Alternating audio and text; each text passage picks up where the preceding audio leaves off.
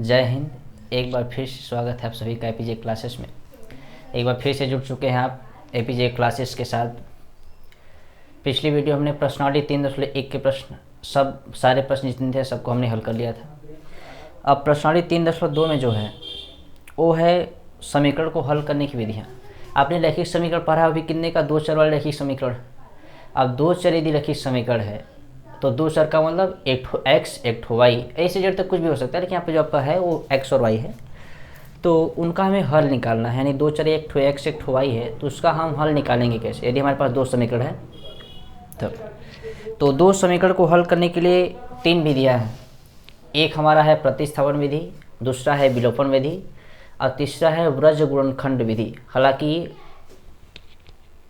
2024-25 का जो आपका सिलेबस आया है उसमें ब्रज गुणनखंड विधि कट गया है, तो आपको केवल 2 ही पढ़ना है, एक प्रतिस्थापन और एक विलोपन पढ़ना है। देखिए समीकरण, मार्कर नहीं चल रहा है। रैखिक समीकरण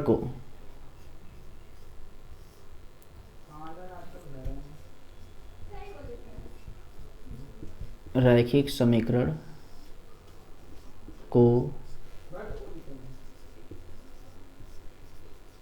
हल करने की विधियाँ, कितनी विधि है हमारे पास?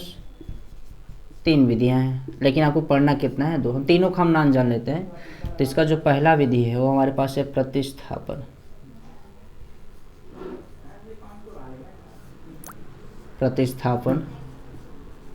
विधि। जो दूसरा विधि है हमारे पास है विलोपन विधि।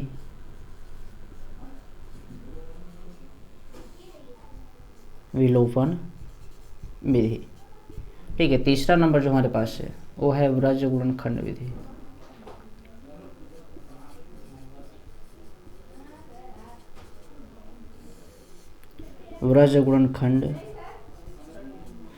ठीक है। तो इनमें से आपको कल 2 ही पढ़ने हैं, तीसरा वाला आपको पढ़ना नहीं। हम लोग जब पढ़ते थे तो था 1 साल, मतलब पिछले वाले में था, और लेकिन अब कट गया है। हमें पढ़ना कितना है कि प्रतिस्थापन और एक विलोपन। ठीक है। तो आज की इस वीडियो में हम प्रतिस्थापन विधि से किसी समीकरण को हल करने की विधि सीखेंगे। ठीक है। आज का स्पेशल वीडियो है प्रतिस्थापन विधि से हल करने की विधि। ठीक है। चलिए अब हम स्टार्ट करते हैं।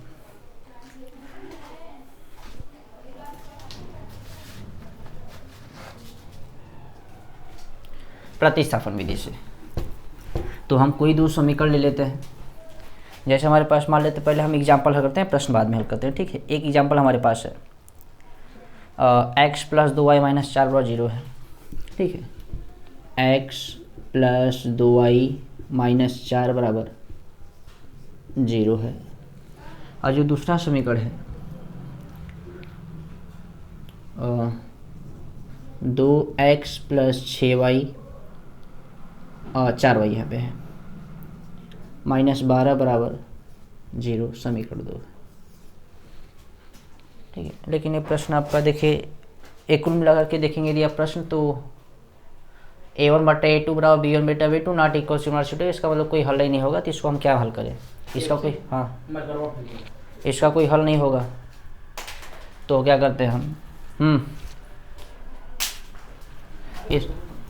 इसका कोई हल नहीं होगा। ठीक है। तो इसलिए इसको हम हल नहीं करते हैं, क्योंकि हल ही नहीं निकलेगा, क्या मतलब है। दूसरा समीकरण लेते हैं। जैसे देखें हमारे पास प्रश्न है, अरे यार एग्जाम्पल ही नहीं दिया इसमें, अब क्या हल करवाएं यार। अच्छा, एनसीईआरटी की सबसे बड़ी खासियत भी है, एक बुराई भी इसकी है कि एग्जाम्पल नहीं देता है हल करने के लिए, बहुत कम देता है। ठीक है। देखिए हमारे पास जैसे है 7x - 15y बराबर 2 है, ये हमारे पास समीकरण 1 है। और x + 2y बराबर 3, ये 2 हमारे पास समीकरण है। ठीक है। इसको हमें हल करना है किस विधि से? पहले हम प्रतिस्थापन सीखते हैं, विलोपन बाद में सीखेंगे। ठीक है। तो आज हम प्रतिस्थापन सीखते हैं। तो देखिए प्रतिस्थापन विधि,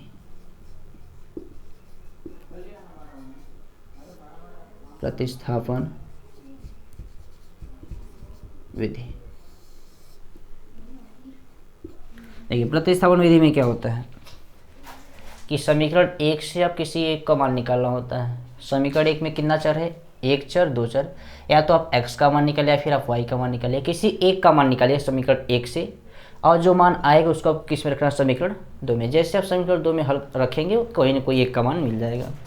तो प्रतिस्थापन विधि जो हल करने के जो पहला चरण हो समीकरण एक से, समीकरण एक से समीकरण एक हमारे पास कितना है, 7x माइनस का 15y बराबर 2। यदि हम x निकालना चाहेंगे तो आप कहेंगे कि इसको इस तरफ भेज दीजिए, ए वाले चीज़, ए वाला टर्म्स जो हमारे पास है इसको क्या करेंगे, इस तरफ भेज देंगे। तो यहाँ क्या बचेगा, 7x, ये 2 है ही, ये माइनस का है, इस तरफ आएगा क्या हो जाएगा, प्लस का 15y, ठीक ना। लेकिन हमें ओनली x चाहिए, 7 चाहिए नहीं, तो हम क्या करते हैं x निकालते हैं।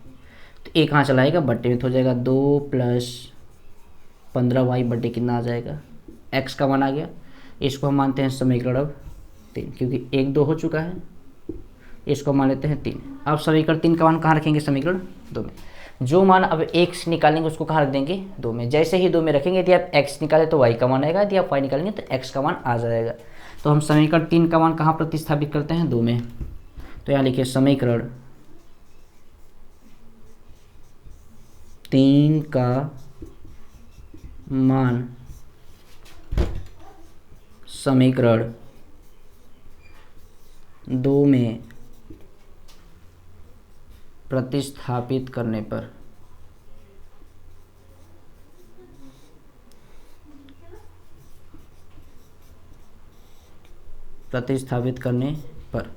समीकरण 2 हमारे पास कितना है, x प्लस 2y बराबर 3। तो x का मान हमने निकाला है यहाँ से कितना है, 2 प्लस 15y बट्टे 7, यहाँ पे रख दीजिए इसके स्थान पे, 2 प्लस 15y बट्टे 7 और प्लस कितना हमारे पास है 2y बराबर, इधर हमारे पास कितना है 3। अब हम क्या करते हैं, इनका लस लेते हैं, क्योंकि ऐसे जोड़ नहीं पाएंगे। लस कितना आ जाएगा, 7 आ जाएगा, लस 7 आ जाएगा। यदि हम 7 से इसमें भाग करेंगे तो 1 के बार जाएगा, एक का गुणा करेंगे कोई फर्क नहीं पड़ेगा, यानी कितना आ जाएगा 2 प्लस 15y प्लस है तो प्लस, 1 से भाग करेंगे 7 में कितना बार जाएगा, 7 बार, तो कितना 7 हो जाएगा, 7 गुणा यहाँ पे होगा 7 गुना कितना हो जाएगा 14y हो जाएगा। 1 सेकेंड,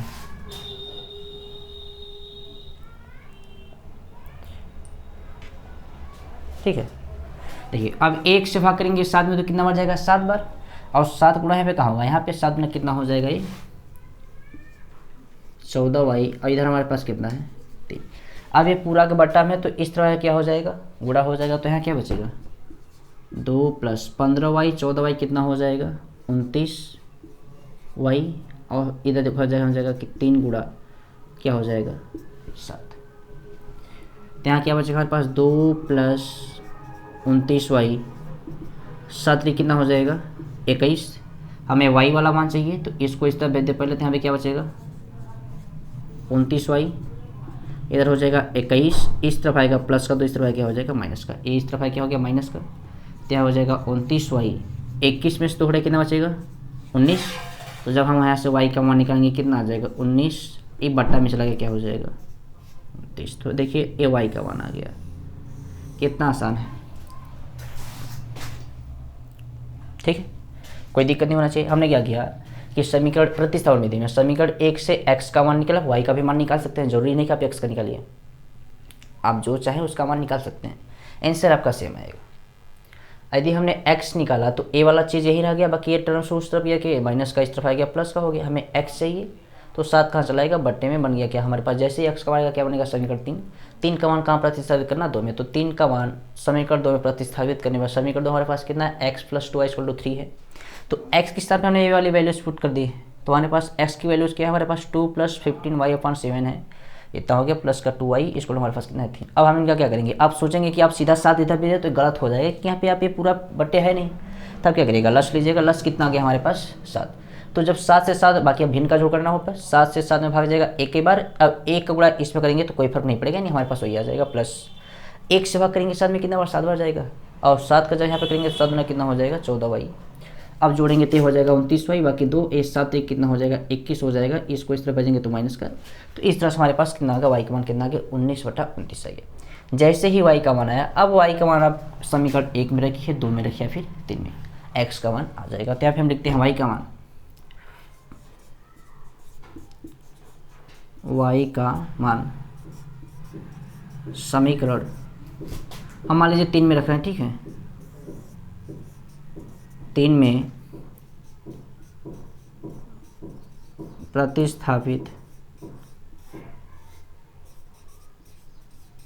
करने पर, ठीक है। समीकरण 3 हमारे पास कितना है, x equal to 2 + 15y, y का मान हमारे पास कितना है, यहाँ देखिए y तो एक बार चलिए लिख लेते हैं, तब बाकी y का मान रखते हैं। 15y बटे हमारे पास कितना है, तो x बराबर हो जाएगा 2 + 15 गुणा y का मान कितना है 19/29, और पूरे एक बटे हमारे पास कितना है 7, ठीक है, कोई दिक्कत नहीं चाहिए। अब आगे देखिए x बराबर हमारे पास कितना आ जाएगा, ये 2 प्लस कटेगा नहीं तो गुणा कर दीजिए, ठीक है, कितना आ जाएगा 19×25 कितना होता है, 19×25 होता है कितना 95, हासिल कितना 9, और 19 का 19 और 9 हो गया हमारे पास कितना हो जाएगा, 9 28 हो जाएगा 28, 285 बटे हमारे पास कितना हो जाएगा ये 29, लेकिन 1 सेकेंड बटे 29 नहीं होगा, ठीक है, इसके बटे ओनली 29 हमारे पास, ठीक है, इतना बटे क्या हो जाएगा 19, इसका गुणा हमने यहाँ पे किया तो कितना आ गया 285 आ गया, 19×25 95 हासिल 9, 19 से 19 9 हमारे पास कितना हो जाएगा 28 बटे कितना है हमारे पास 29, और पूरे एक बटा हमारे पास कितना है 7। इनका हम क्या करेंगे ऊपर का लस, तो x बराबर लस कितना आ जाएगा 29, एक फकरी का कितना बच जाएगा 29 बार 29 में हमारे पास कितना हो जाएगा 58 और प्लस 285, और पूरा बटा हमारे पास कितना है 7, तो ऊपर का जोड़ दीजिए 8 5 13 हासिल कितना 1, 8 5 13 14 हासिल का कितना 1, 2 कितना हो जाएगा 3, और बटा हमारे पास कितना है 29, और ई वाला चीज़ कहाँ चला जाएगा इस वाले में, तो यहाँ पे गुणा के हमारे पास हो जाएगा 7। अब 7 से काट दीजिए इसको, 7 से कटेगा क्या शायद, तो x पर जो हमारे पास आएगा देखिए कितना बच जाएगा 7 चौके 28, ठीक है, कितना बचा 6 और 7 में कितना हो जाएगा 63, और बटा हमारे पास कितना हो गया, तो ये हमारे पास हो गया x का मान। तो आपको लास्ट में लिख देना कि अतः x बराबर 49/29 कामा y बराबर हमारे पास कितना आया 19/, ठीक, देखिए कितना आसान प्रश्न है। हमने क्या किया, आपको प्रतिस्थापन में क्या करना है कि समीकरण 1 से किसी एक का मान निकाल लेना है, जो मान आएगा उसको रखना है समीकरण 2 में। जैसे आप समीकरण 2 में रखेंगे तो किसी एक का मान देखिए निकल ही जाएगा। यदि हम यहाँ पे y बराबर निकाला तो यहाँ पे क्या आता है x बराबर आता है ये वाला मान, यदि हमने यहाँ पे x बराबर निकाला तो यहाँ पे क्या आ गया y आ गया। जैसे ही y का मान आएगा किसी एक में रख दीजिए, 1 2 या 3 में रख दीजिए, x का मान आ गया देखिए, तो x और y देखिए हमारे पास क्या आ गया आंसर आ गया, ठीक है। चलिए अब हम प्रश्न हल करते हैं तो शायद आपको आसानी होगी प्रश्न करने में। देखिए प्रश्नावली 3.2 का जो पहला प्रश्न हमारे पास है उसको हमें हल करना है प्रतिस्थापन विधि से, और हमारे पास जो पहला नंबर सवाल दिया है, चलिए इसको हटाते, एग्जाम्पल था, ठीक है, समझने के लिए।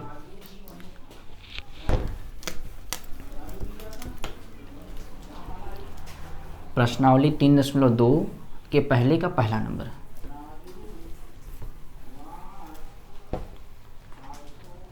यहाँ पे हमारे पास प्रश्नावली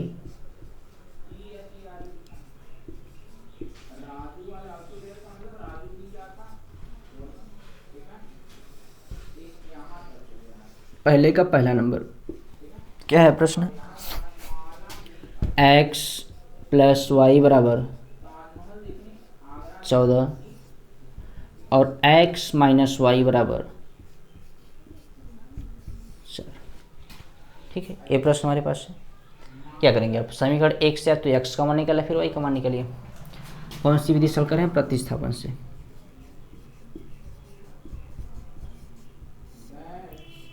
प्रतिस्थापन विधि, ठीक है, तो हमारे पास समीकरण 1 से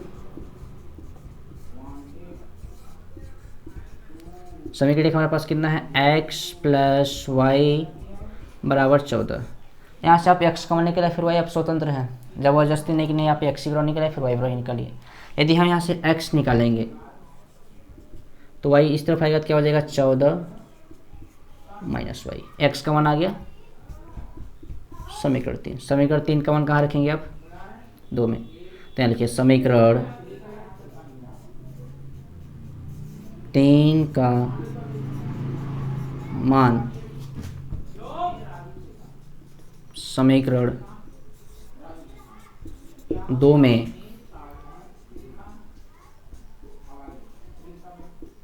प्रतिस्थापित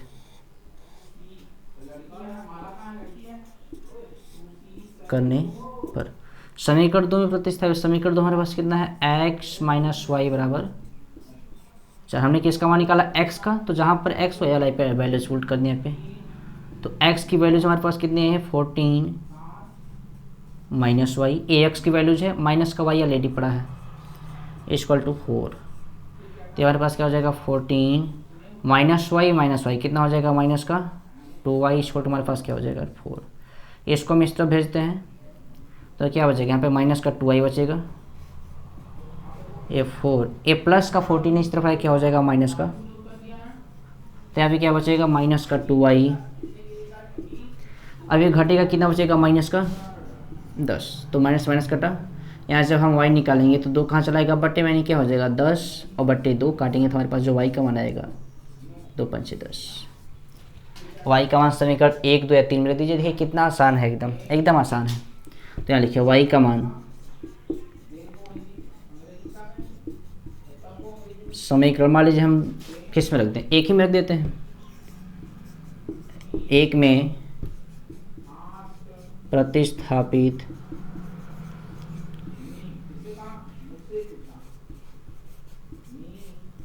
करने पर। समीकरण हमारे पास कितना है x plus Y equal to 14, तो x का हमारे पास मान पता नहीं है, y का हमारे पास कितना आया है 5 बराबर कितना हमारे पास हो जाएगा, तो यहाँ से जब हम x निकालेंगे तो कहाँ चलाएगा 5 इस तरफ माइनस का हो जाएगा, तो हमारे पास जो x का मान है क्या आ जाएगा वो 9। जैसे आपको लास्ट में लिख देना कि अतः x बराबर 9 y बराबर 5। ठीक है, बोर्ड परीक्षा आपको लास्ट में अतः करके जवाब दे देना है। देखिए कितना आसान से प्रश्न हो जा रहा है, छोटे छोटे प्रश्न हैं सब। ठीक है,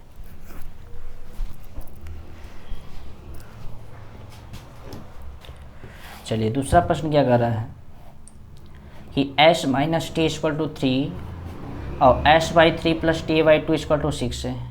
देखिए ये भी प्रश्न सिंपल है, बस आपको देखिए जो समीकरण 2 दिए उसको हमें क्या पढ़ना पड़ेगा, पहले रैखिक बनाना पड़ेगा, क्योंकि वो हमारे पास रैखिक है नहीं, तो हमें पहले क्या करना पड़ेगा उसको रैखिक। चलिए इसको हटा दे अब।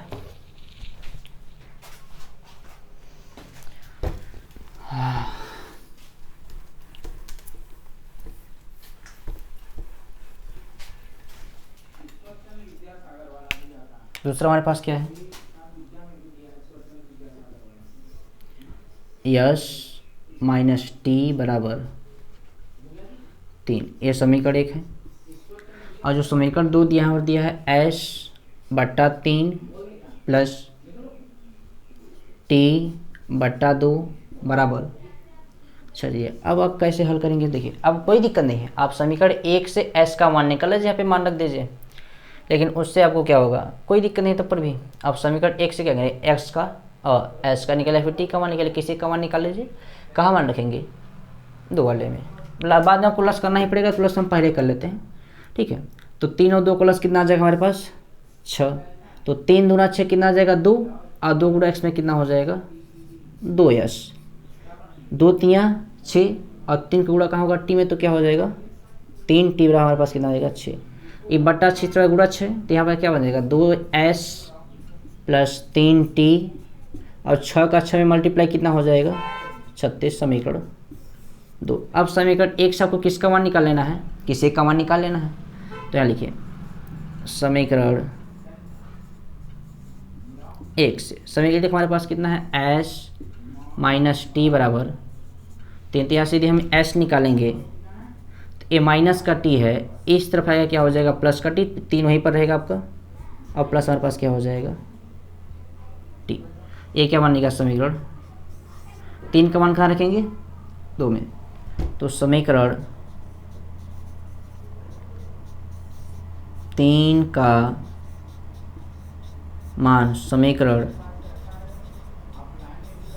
2 में प्रतिस्थापित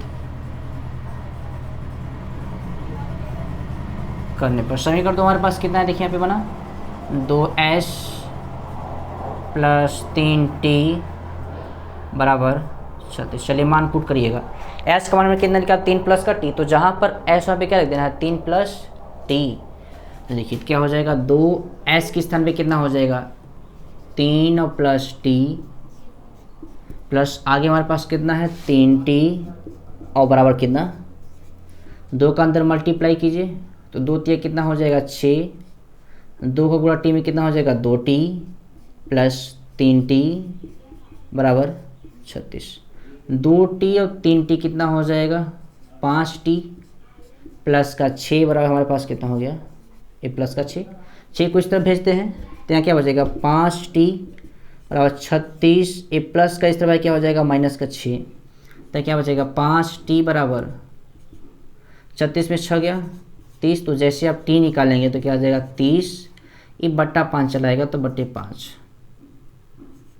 तो 5 का 5 5 छके 30 एंड t का मान पास कितना आ गया 6। t का मान कितना आ गया 6। t का मान समीकरण 3 लग गया तो s का मान देखिए सिंपल निकल जाएगा। तो यहाँ पे लिखे t का मान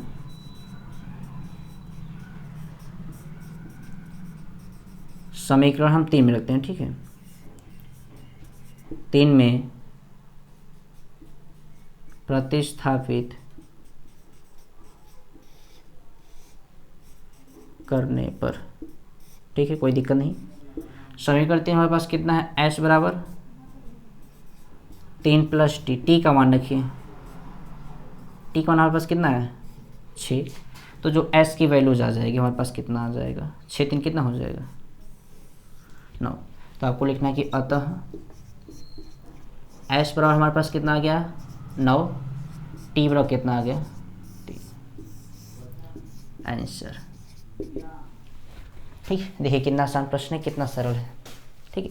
सारे तरीके सब प्रश्न में तरीके बदलाव कहीं नहीं किए गए, सब बस आपको मल्टीप्लाई आना चाहिए, कैलकुलेशन करने आना चाहिए। हमने आपको हमेशा बताया कि समीकरण 1 से किसी एक का मान निकालना है, उसका मान हमें समीकरण 2 में रखना है। जैसे आप 2 में रखेंगे किसी एक का मान निकल जाएगा, तो हमने क्या किया देखिए समीकरण 1 से किसी एक का मान निकाला, हमने s का निकाला, अब t का भी निकाल सकते हैं। तो इसका जो हमने मान कहाँ रखा समीकरण 2 में, तो यहाँ पे देखिए समीकरण 2 हमारे पास है, मान रखा जैसे t का मान आ गया। अब t का मान किसी एक को रख दीजिए, आप 1 में भी रख सकते हैं, 2 में भी, 3 में भी रख सकते हैं, आपको किसके पास आएगा s का मान आ जाएगा। सारे प्रश्न वही तरीका अप्लाई हो रहा है, ठीक है कोई दिक्कत नहीं होनी चाहिए। चलिए आगे बढ़ते हैं।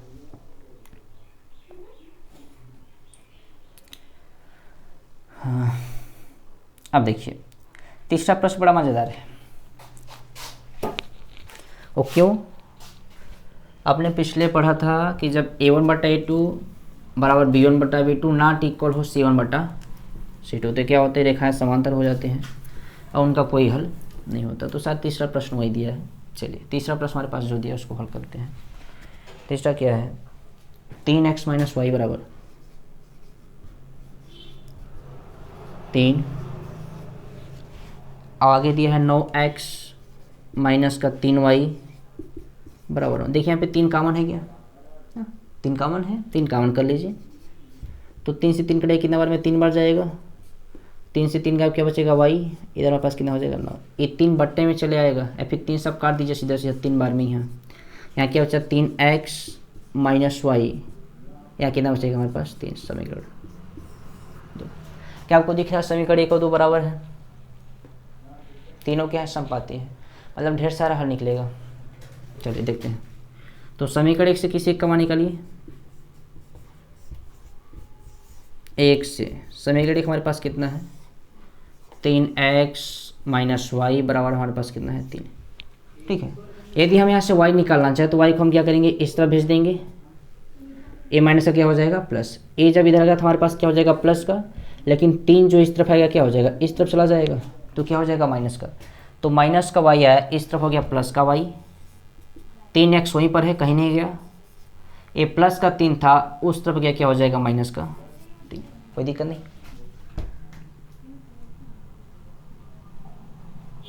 ये बन गया हमारे पास समीकरण 3 का मान कहाँ रखेंगे 2 में। समीकरण 3 का मान समीकरण 2 में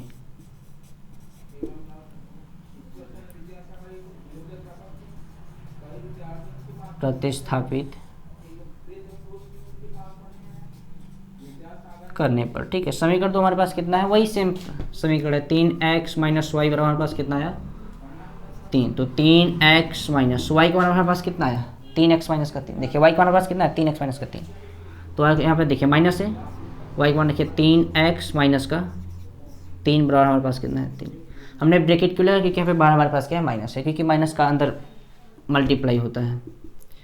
तो 3x minus plus minus 3x minus हो जाएगा प्लस का 3, इधर प्लस का 3। देखिए माइनस के प्लस का भी कट के 0, ये प्लस के प्लस का भी कट के क्या हो गया 0, क्योंकि यहाँ पे बीच में क्या है बराबर लगा है, इस वजह तभी 0 हो जाएगा।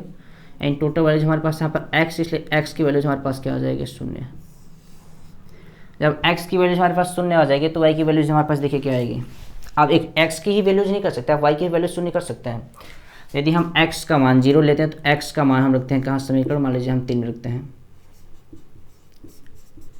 समीकरण 3 में प्रतिस्थापित करने पर समीकरण 3 हमारे पास कितना है y बराबर 3x माइनस का 3।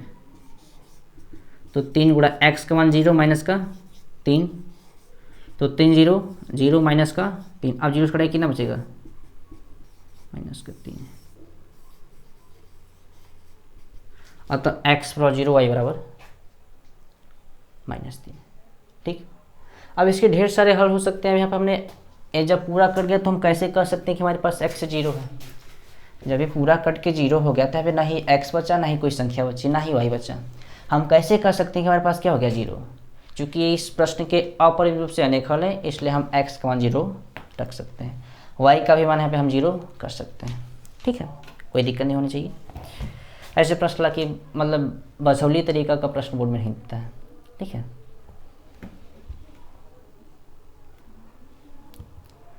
चलिए आगे बढ़ते हैं। देखिए 14 प्रश्न 10 वाला है, ठीक है। तो आशा करते हैं आपको प्रतिस्थापन विधि अच्छे से समझ में आया होगा, क्योंकि हमने 3-4 प्रश्न हल कर लिए हैं।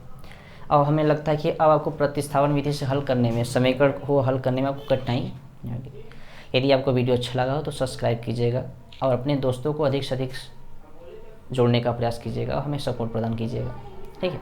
इसी के साथ जय हिंद, धन्यवाद। बाकी के प्रश्न कल की वीडियो में हल करेंगे, ठीक है।